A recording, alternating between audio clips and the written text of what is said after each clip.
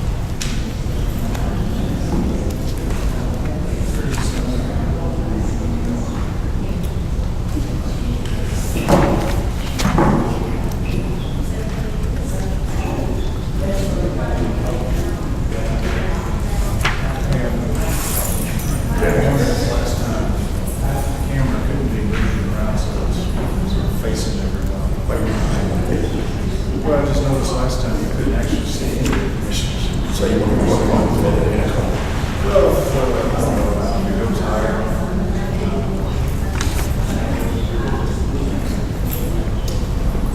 It's just difficult to tell which commissioners speak.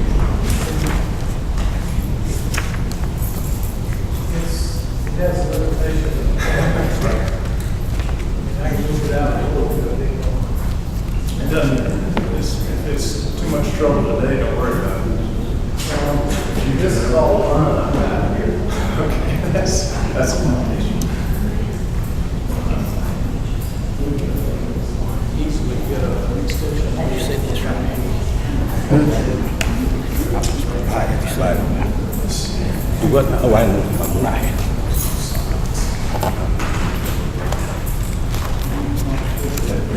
Yeah, yeah.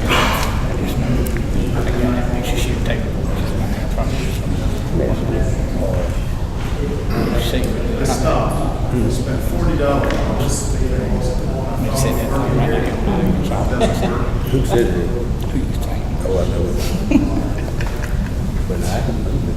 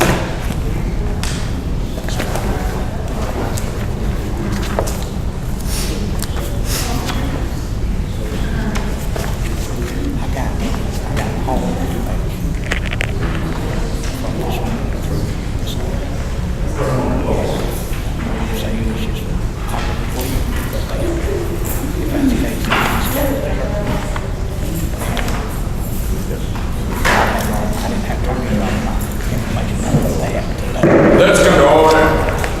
Let us rise for the pledge of allegiance flag. Pledge allegiance to the flag of the United States of America and to the republic which stands one nation under God, indivisible, with liberty and justice for all.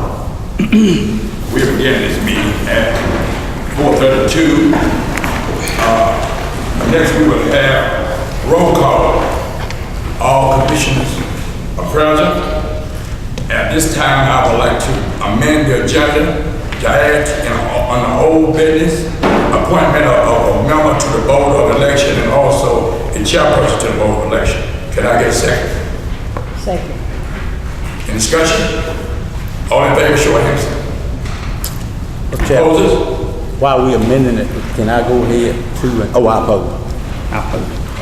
While we amending it, I asked, the county manager yesterday to, put on the agenda before we got to the meeting today, Commissioner's Education, and could I add that too? We have in your vote, the amount on that. We're not going to discuss that. You got, everybody should have a copy of what it's Well, wait a minute. We're not going to discuss all of what's in there. What if we want to discuss something that's different? I'm chairing the meeting, not you, okay? I speak now. Go sit your seat. Thank you, sir. What I want to discuss is not what is on that line item. Well, you have to come back to another meeting. The county manager and I, we make up the agenda and we send it out. And then that's what we're going about now. So we're going to move forward. So may I speak, sir? How can you change it and we vote on it here and you not even deny us a vote? What's up with that? You voted on the agenda. Sir? Did you vote on the agenda? I opposed it. Well, that's fine. Then let's move forward. All right, we'll move forward then. So you're denying us to put it on you're denying it, period. We don't even put it on you. You got a copy of it. We're not going to be all this. Man, got to go to school. Okay. So what you trying to do, override the meeting. That's all right, Jimmy. Just leave it alone. So, Go ahead. Well, I was gonna say, as parliamentarian, if you want to make a motion to amend another motion, He's already denied that right then come also. for a vote. He denied it. He's already denied it. You heard it loud and clear. Well, actually, since he's being a little dramatic, what you don't need to worry about writing that, about me wanting him to offer a motion for me to amend it to add something. He denied it, and Madam Clerk, just save your time on writing anything about that. Okay, thanks. But not mine. Now, we will have the reading of the minutes.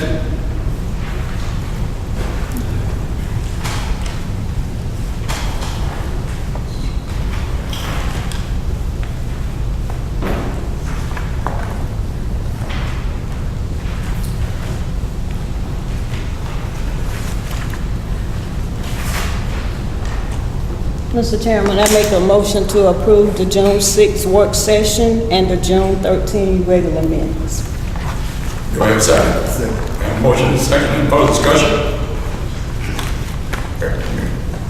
At the minutes that are here on old business, last month when we voted, the votes were 2 times to get rid of Mr. Rossi. There was not, when we brought up the first time to amend it, it went to open discussion. It was never voted on. It lasted for some time. Mr. Nelson at that point in time said, I vote to get rid of, fire Mr. Rossi. Mr. Nelson said, oh, go ahead. And then it went on with some discussion after that. And then Miss Jackie brought up the fact that it was never voted on. Some back and forth went around. Commissioner Nelson at that point said, well, then I make a motion to get rid of him, Rossi. And I'm saying that this right here is inaccurate, and I can pretty much say that there has been a pretty good back and forth about this paragraph right here, and I think that everybody's aware of that. The motion that I heard, Commissioner Nelson, he amended the agenda to change from tabling the motion to get rid of all of the board members and change this to get rid of Mr. Ross. That was the motion. Could you please play that video, because that's not what I got. And wait a minute, if that was the case, then how come Miss Jackie didn't have it wrote down and come back and brought it to your attention after the fact that it was never amended? After he voted to get rid of Ross, she brought it to your attention that wasn't voted on, and then everybody was in a discussion, and then once it was done, then he said, well, I vote to get rid of Ross, and it was never, the amendment was never voted on. The amendment was voted on. Do you and have I something? right to vote for it or vote against it, but the amendment was voted on. Mr. Ben, and you're right here today, are you telling me that these things have not been discussed and that you can guarantee this is correct? You said it here last month. I can guarantee that Senator McCoon and I both watched the video and went over this specific language. And so, yes, we both stand by the language there. And regarding the video, because the video is cut, it's really, you were right that there was at first some confusion. We went back. But then the first vote was reiterated, and then there's a second vote, and it's at the very beginning of the second video. So the second vote is sort of kind of split at the end But of the first, beginning of the second video. But correct me if I'm wrong, the second vote was to amend it. The first vote was just to get rid of it. No, the first vote was the amendment, and then the second vote was a vote on the amended motion.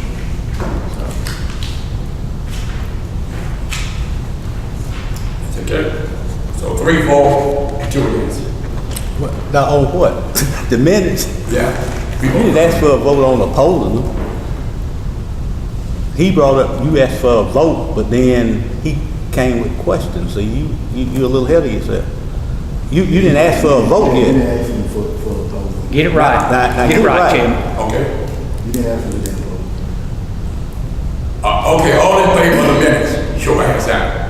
All those opposed to minutes, 3-4, thank you, and 2 opposed. All right. Mr. Chairman, may I say something going forward? Can you just, could we not destroy the integrity of this board? Could you be a little less dramatic? Yeah, when you act professional, then we all act professional, okay? Well, Now we have public appearance. Mr. Rick Morris, who you being for him, yes, sir. Yes, sir.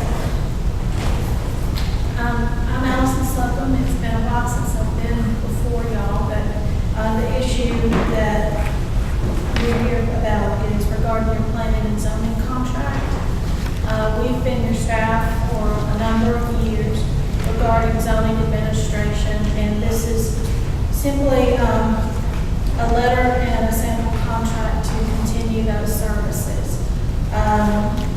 What we provide in services is that we attend your monthly planning commission meetings when you have one, county commission meetings when it's required, if there's a zoning or land use development issue on there. We research anything regarding planning and zoning that you, as planning commissioners and board commissioners have questions about. We'll review your zoning cases and maintain your zoning map. Make sure that it is up to date and accurate with the state law. Do y'all have any questions regarding what services we provide in regards to your planning and zoning? Any commissioner have any questions? and we've been doing it for years, so if you ask for a motion, I want to offer a motion to go ahead and go into this planning and zoning technical assistant contract with RVRC. We have a motion from Commissioner Williams. Do we have a second? Second. Second from Vice Chair Scott. All in favor, please show your hands. Unanimous. Thank you, ma'am. Next, we will have Chief Tyler. Chief Police. Jim, I might have a little time, I'm still waiting to hear back from Mr. Coleman about the city, the county manager, about the postpone line today. All right. Thank you, sir. Next will be Mr. Fowler.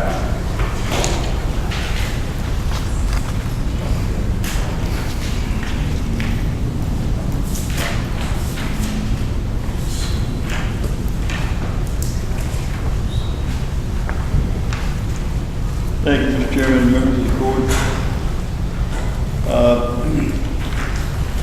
I presume you have this memo that I sent out concerning the Economic Development Authority update.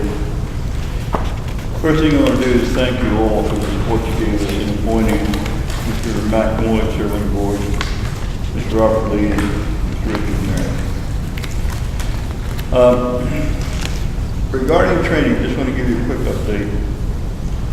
Effective this day, we've got 2 authority members that have been certified. And it leaves 1 year from inception, in other words, the beginning of the authority, to train and certify the remaining 2 members. In the meantime, we can function and hold meetings. We don't plan to attempt to incur anything that even resembles liability, which will have at least a quorum certified. You'll be advised of the status of those that are training. Some are already enrolled in the August training session.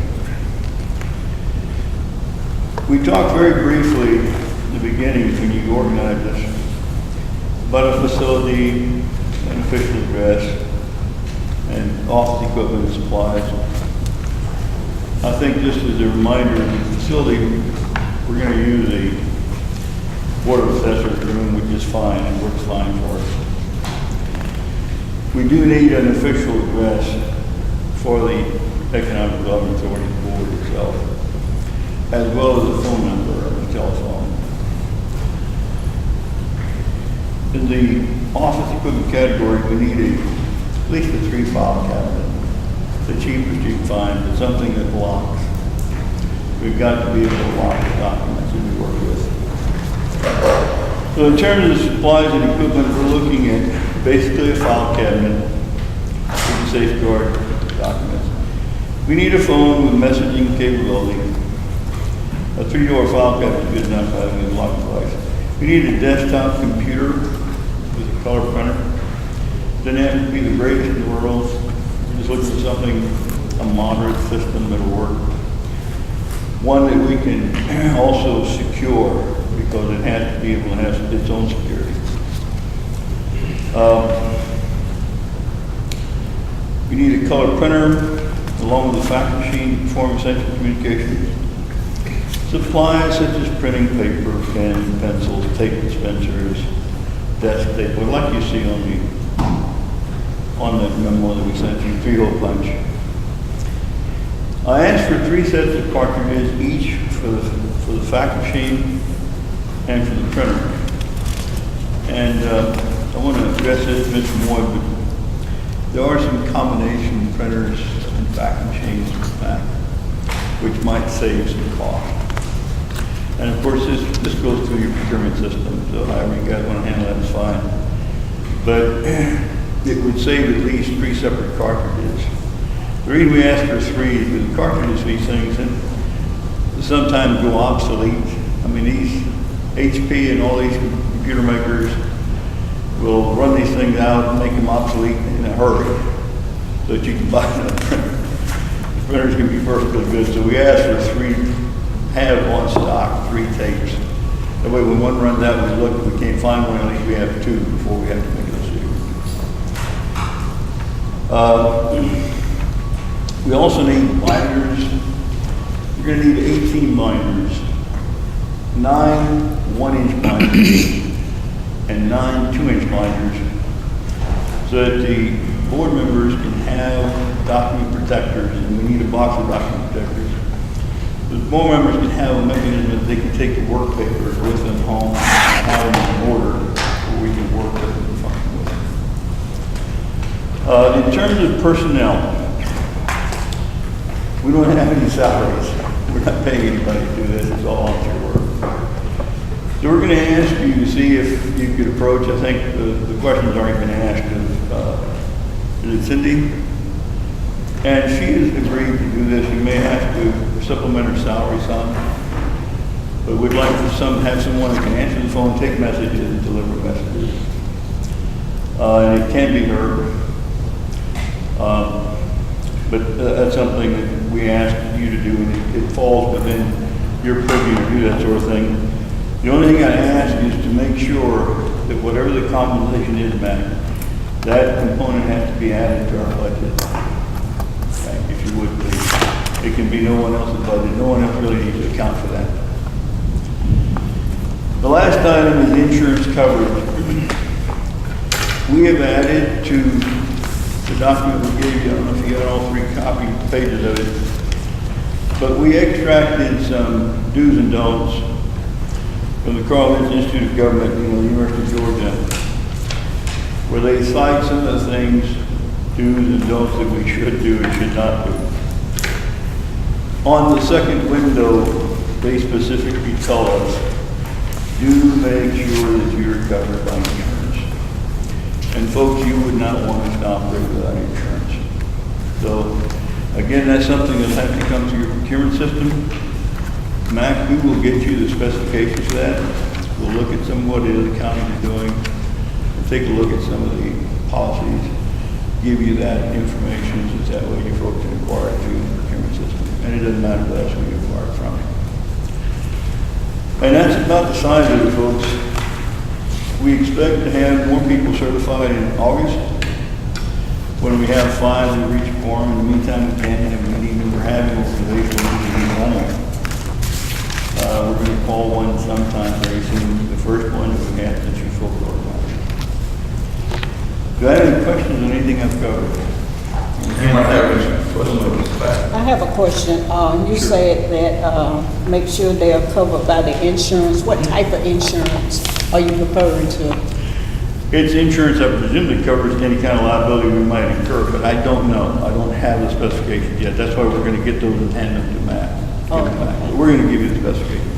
Something like a bond, You know, we need bonds for damn near everything we do, Commissioner, so I have no idea at this point until I look at one specifically, like another county. What I want to do is call several counties, see what they're doing, just to make sure we're covered. can the attorney help us on that? Sir? Can the attorney help us out on that further researching, looking for? I'd be happy to if y'all are ready. To us, it doesn't matter, just as long as we meet the code. You know, what the state's telling us to do. Good question. Yeah, I'm happy to follow up on that. Michigan side. Also, if you do, Counselor, if you would, could you give us a general idea of who you query, which county? Sure. Let me tell you one, we're looking for some our size. Right. And it'd be great if there's startups like ours, but I have no idea if there are. I mean, it goes statewide. But nonetheless, we're looking for something to make sure that there is no liability. The Economic Development Authority, folks, is an alternative method of funding the county for growth that doesn't fall on the liability of the taxpayers. This is something completely separate. And guess what? We already pay for it. The taxes we pay, that's how the damn funds are appropriated for this thing. So if we don't do our part to try and get some of that back, I think we're derelict to our taxpayers, let me say that, as a minimum. But I think there's a great advantage to improving the county beyond the budget, beyond the past year budget. Any other questions? Where are y'all operating now? Y'all have a building that y'all using, or y'all just meeting up here? I'm sorry, say again? Where are y'all operating from? You're operating from? Yeah, right here, right in the corner. We're right now, we're going to be meeting at the boardroom, the assessor boardroom. Okay. That's what we'll be operating out of. When we have meetings, we can have meetings almost anywhere, but we have to announce it in advance, which we will. Yes, sir. You want us to go ahead and buy these supplies, You talking about the policy? the file cabinet? Oh, yeah, if you could, yes, please. We're going to need those. You know, my big question about that, Mac, is where is it going to go? Are we going to cram all this inside the boardroom? Is it going to get in the way of the tax assessors? Eventually, if this thing grows, this should grow, eventually we're going to need our own building somewhere. I'll play somewhere. But it's too early for that. I think we need to see this thing up and rolling and doing something viable before we can. I would recommend, I would ask you to appropriate money for some other location. Right now, we need to double up somewhere so it'll save taxes, tax dollars. How many active members do you have right now? We've got 9. Now, we only have 2 certified, Mr. Chairman, so we're looking forward in August. There's going to be another class, and I think there's 2 or 3 that will be certified then. If we get 5, we can actually start incurring liability, which we won't for a long, I can tell you right now, that's not going to happen for a while. But we'll keep you posted, and fortunately, Mac will be in these meetings, and we'll keep you posted, Mac, on something that's critical. Any other questions? We thank you for that Thank you, report. sir. Thank you for the report. Next, we have a report from our county manager.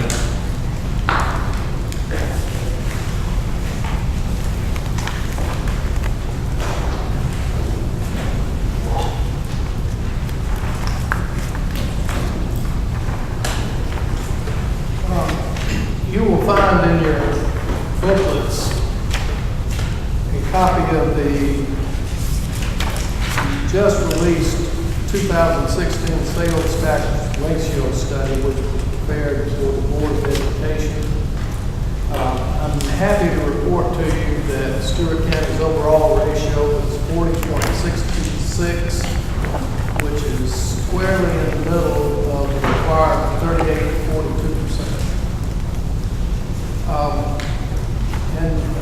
This is important because it is an independent appraisal of the taxation system here, and it demonstrates that our taxes are fairly equalized.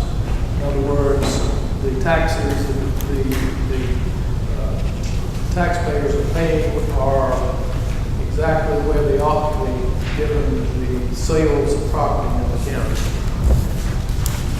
So that's something that the county can be proud of, and it takes work that the Board of Assessors to make that happen, so we appreciate that. As you all remember that we agreed to start a safety program in part to lower insurance rates because there's a discount available if we have a safety program. But it's also, of course, to make sure that our courthouse people and our employees in general and the public in general are safe. And we've been working on some of the things. One of the things that we have come to is the idea of having CPR training, first aid training, AED training, that's defibrillator training of the staff. And while I don't mean to ask for action at this particular meeting, I would suggest we make this training, annual training, a mandatory condition of employment. And I also recommend that next year's budget we acquire 2 AEDs for the courthouse, one downstairs and one upstairs. At the work session, we talked about possible LMIG projects. This is the time to be submitting it, and commissioners, if you will look in behind the documents that I've provided, you will see some information on the LMIG project, and I've also created for you a page where is that? Is it In the very back. it's an old business? Okay, new business. You can place your suggestions on the form and turn the form in as we go. We don't have to make a decision for a couple of months yet, several months, so carry that forward. The current project for the 2017 season is going to be advertised for the next 3 weeks, and that will be the lower part of Trotton Road, which will receive some repairs and patches and some resurfacing. That will begin probably in November. The contract will be awarded in August. Now, also you will notice in your folder a letter from the Executive Director of Westville, which he addressed to the Chairman of the County Board of Commissioners. He's suggested what Westville may use that land for, which is something that we asked him to talk about. And I have sent that on to the zoning commission because it's their business to see whether it's appropriate. Sable Trails, the people who put in the pipeline here in the county, is officially through with their job of installing it. Now they are working on checking to make sure that the project is intact and safe. So if you have any questions about what to do in the event of a leak or something like that, but we have to phone over here. One thing we can do is dial 811 and get information that way. At the last meeting, we had a question about what happens if a tree falls from private property onto a public road and the trunk is still attached. And I addressed that to the county attorney, and he gave us an initial response, which you can see in an email back there. Basically, the idea is that we should approach the landowner and offer them, it's their tree, they can harvest the tree for their own purposes under our supervision because it involves the right of way. Or if they don't want to have part of it, then we can harvest the tree and cut the tree ourselves. That's once they agree to the county doing it, we can go ahead without any liability. If I could, I would just add, in giving someone the option to do their own tree, I think a reasonable time limit could be imposed on that. There's no need to just let a tree take up the road indefinitely, awaiting someone to remove it. Some counties and municipalities have tree ordinances regarding this issue. Now, you talking about if it falls just on not in the road, but I know if it falls in the road, we gotta get it out quick. You just saying this just falls on the shoulder? If it's anywhere falling on the county right of way, which is the road and the buffer area that would be considered. Right, that's what I part of would. it, then the county right has a right to get that. The problem is, well, the base of the tree is still on an individual owner's property. And I think as I said, I think it's been handled in the past a certain way, so I imagine it can continue to be handled that way. Is that it? And also, if you would, behind that letter, you can find the current budget summary, which tells you in one page how the county's operations are going. This includes January to June in total. In other words, if you look, I always like to look at the last column there. It tells you how much of each budget has been spent to date. You can get a sense of that. Now, as you know,